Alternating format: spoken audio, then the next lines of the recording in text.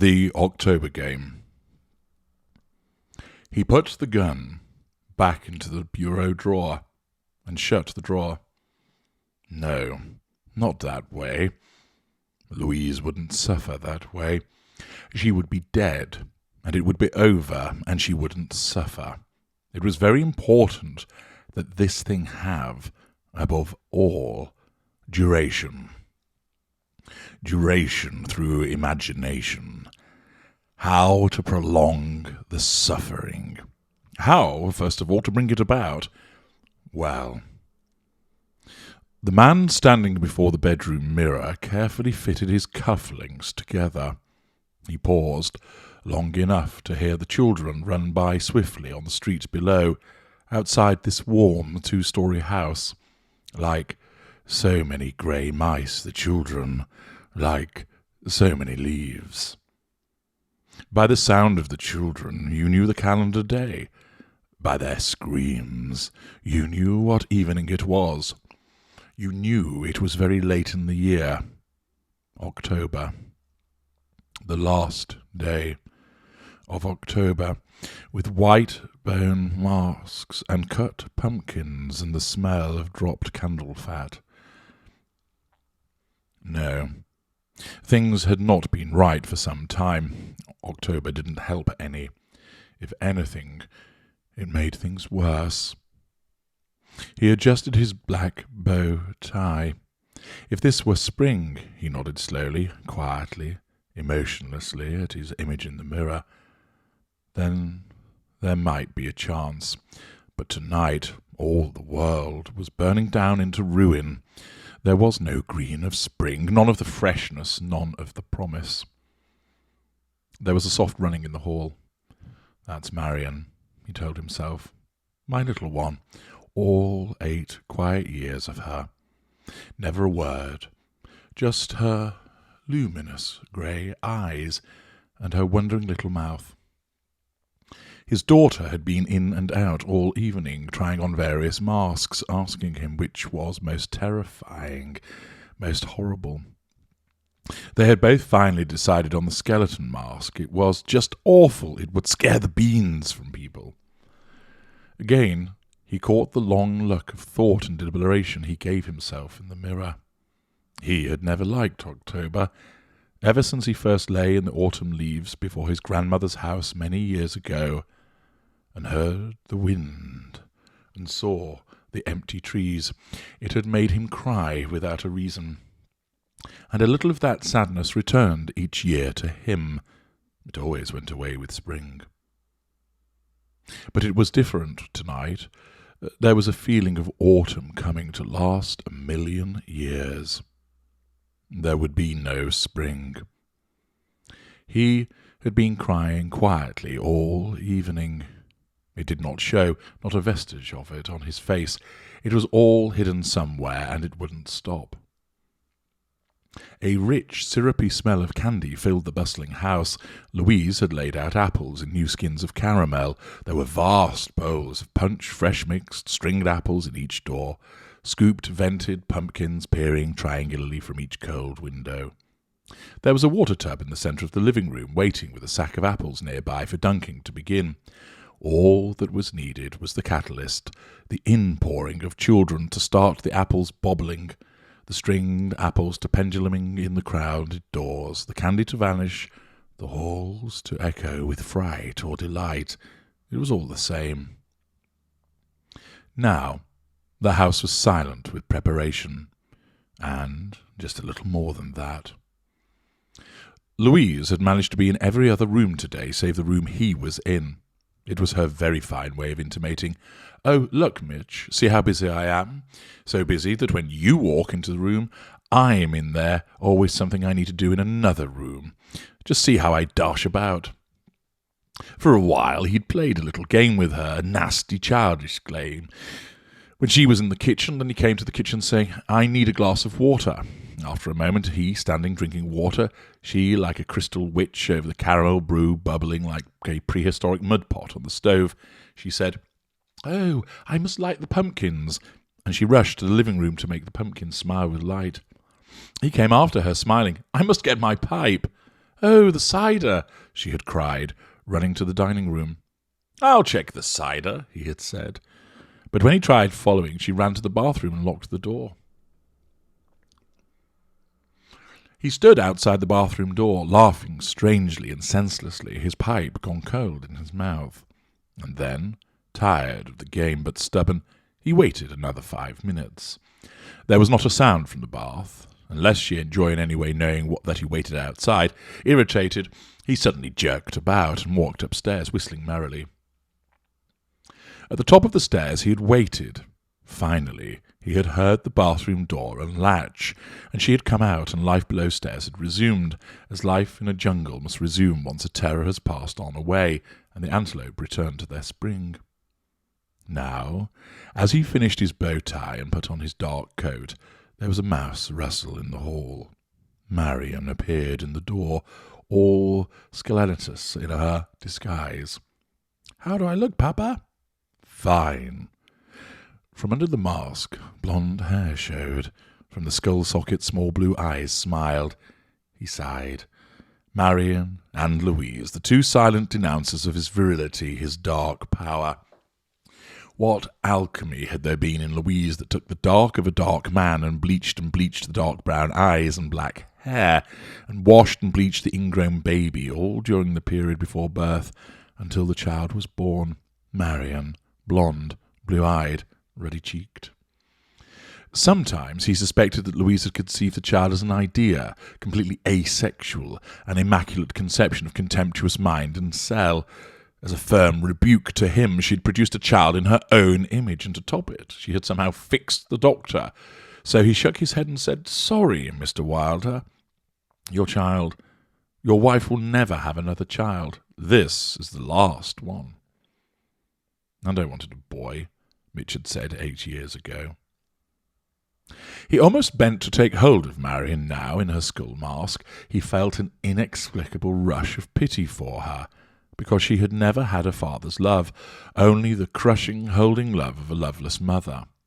But most of all, he pitied himself, that somehow he had not made the most of a bad birth, enjoyed his daughter for herself, regardless of her not being dark and a son and like himself.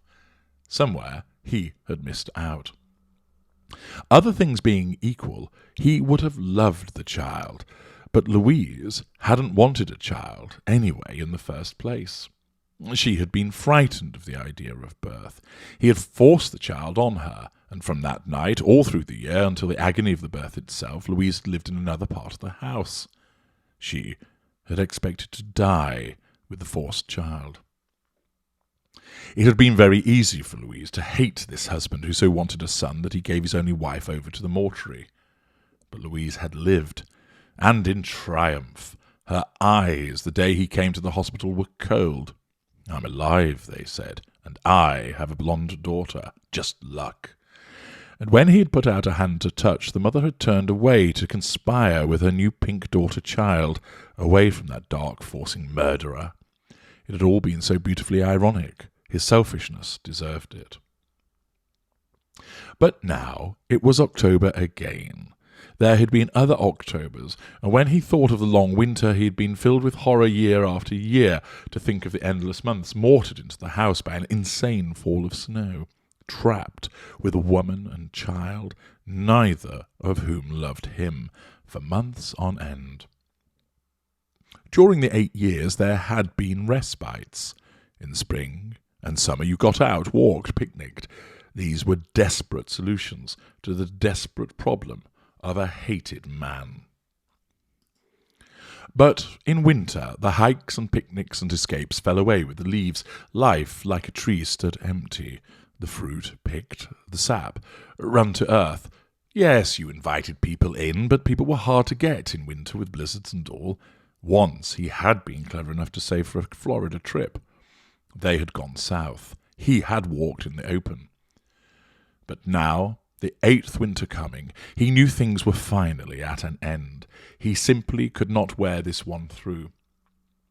There was an acid walled off in him that slowly had eaten through tissue and bone over the years, and now, tonight, it would reach the wild explosive in him, and all would be over.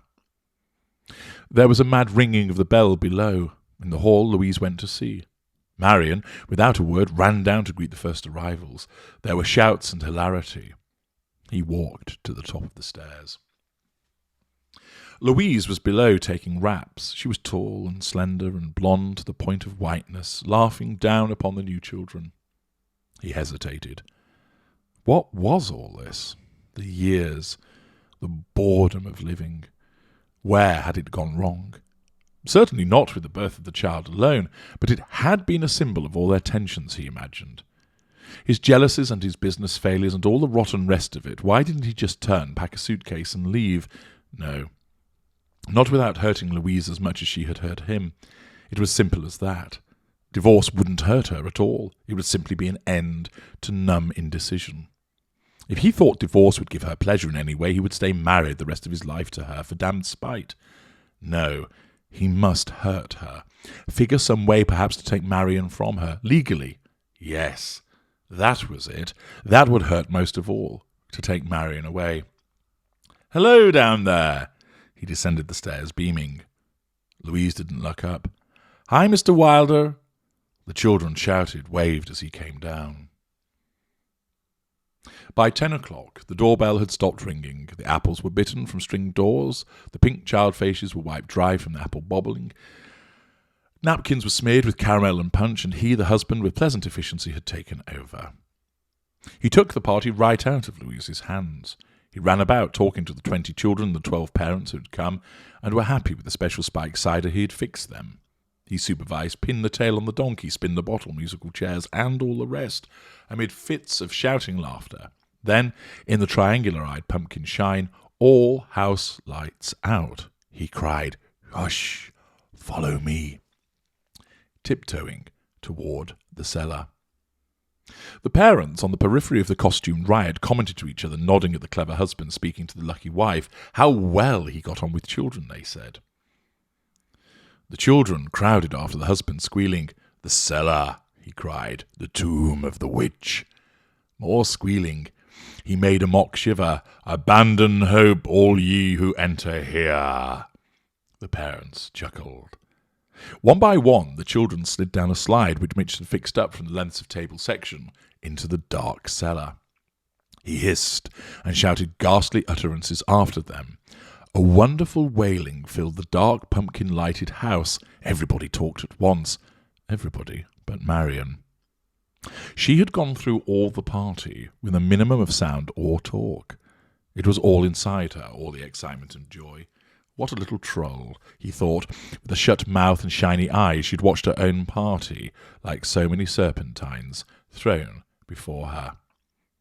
Now, the parents, with laughing reluctance, they slid down the short incline, uproarious, while little Marion stood by, always wanting to see it all, to be last. Louise went down without help. He moved to aid her, but she was gone even before he bent. The upper house was empty and silent in the candle shine. Marion stood by the slide. Here we go, he said, and picked her up.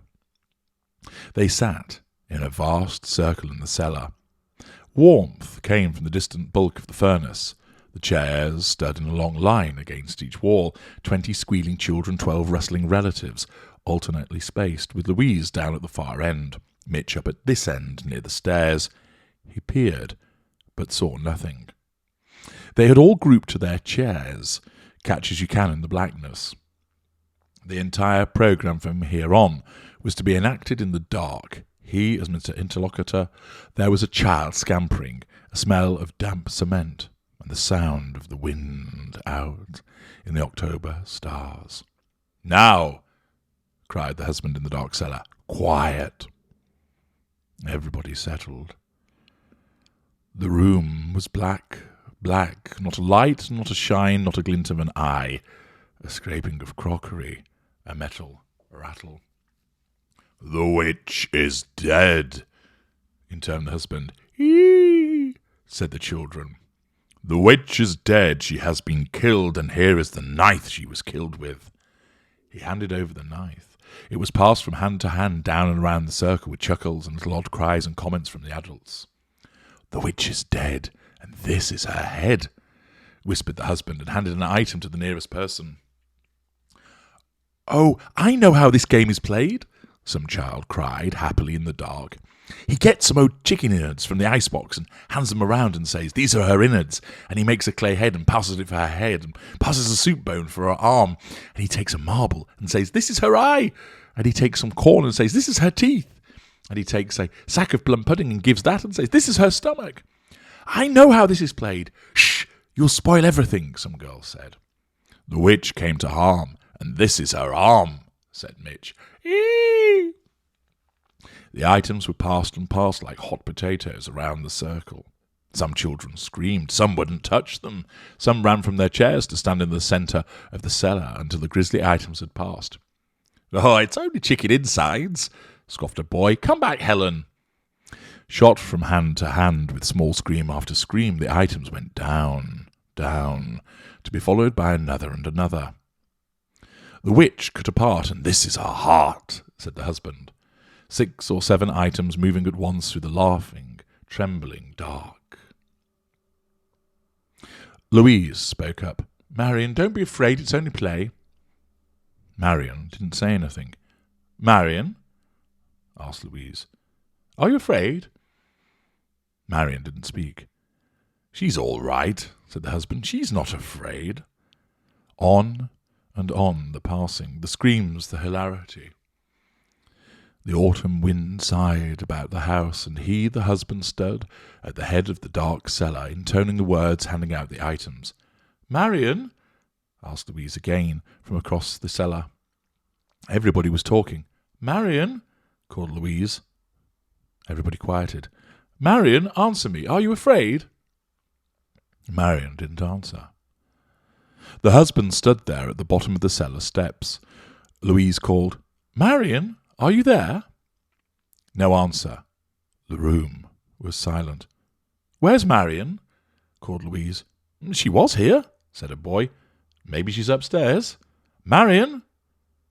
No answer. It was quiet. Louise cried out, "Marion! Marion!" "Turn on the lights," said one of the adults. The items stopped passing. The children and adults sat with the witch's items in their hands. "No!" Louise gasped. There was a scraping of her chair wildly in the dark. "No, don't turn on the lights. Oh, God, God, God, don't turn them on, please, please, don't turn on the lights, don't!" Louise was shrieking now. The entire cellar froze with the scream. Nobody moved. Everyone sat in the dark cellar, suspended in the suddenly frozen task of this October game. The wind blew outside, banging the house. The smell of pumpkins and apples filled the room with the smell of the objects in their fingers, while one boy cried, "I'll go upstairs and look." And he ran upstairs hopefully and out around the house, 4 times around the house, calling, "Marion, Marion, Marion," over and over, and at last coming slowly down the stairs into the waiting, breathing cellar, and saying to the darkness, "I can't find her." Then some idiot turned on the lights.